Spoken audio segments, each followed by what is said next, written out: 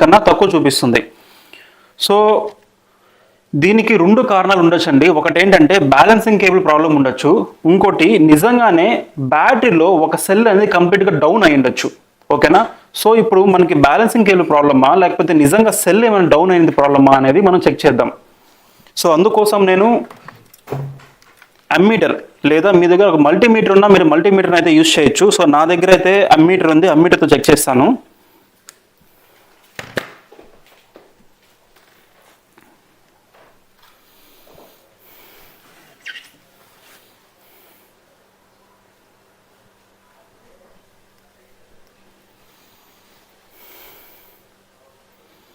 so చూసారా అండి,